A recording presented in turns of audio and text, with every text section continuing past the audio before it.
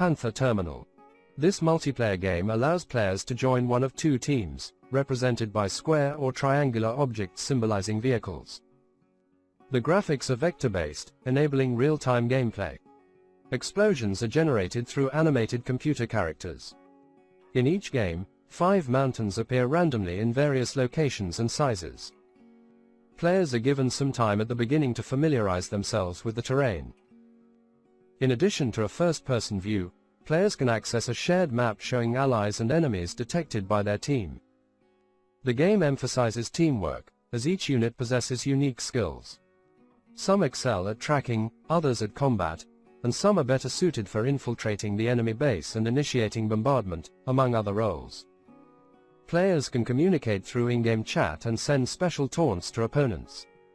Moria Terminal. A role-playing game that involves exploring dungeons with up to 10 players simultaneously. The graphics are vector-based, with a first-person view, and players can communicate through a chat system. Movement in the game is turn-based, and combat can be conducted using weapons or spells, depending on the character's randomized attributes at the beginning of the game. Survival requires attention to both food and water, and characters can even die from old age. The game world is multi-layered, featuring a city for buying, selling items, interacting with guilds, and surrounding areas with weaker monsters. There are 4 types of dungeons: caves, mountains, forests, and deserts, each with up to 60 levels of difficulty. An oceanic dungeon was later added. To avoid getting lost, players can attach ropes to items, provided monsters don't chew through them. A group of up to 10 people can be formed, led by a chosen guide.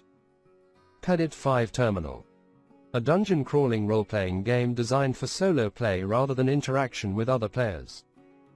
Despite vector graphics, the game has a top-down perspective. Players traverse a one-level dungeon with 50 rooms, where only monsters and objects are randomly generated during character creation. Encounter options with monsters include fighting, casting spells, or fleeing. Once a battle begins, it unfolds automatically without player intervention. The name is derived from the Plato Educational Environment folder where the program operated. D&D Terminal. A role-playing game inspired by the popular tabletop game Dungeons & Dragons. The game features vector graphics with a top-down view. Players explore a multi-level dungeon called Wizenwood to find 2 great relics, the Grail and the Sphere. Players can ascend and descend levels, knowing the transitions between them. It's possible to leave the dungeon to restore strength and spells. While exploring the 20-level dungeon, players often find gold, which can be used to increase health and spells but may be guarded by trapped chests. The most powerful monster is the Golden Dragon, guarding the sphere. Once obtained, players must traverse all levels upward, encountering formidable monsters continually. Pursuit Arcade. In this game, players assume the role of a pilot attempting to shoot down enemies from a first-person perspective. The control scheme involves a classic joystick. Players pilot a biplane from World War I.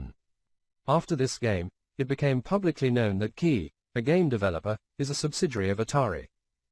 All list top 50 games. Thanks for the likes, comments and reposts.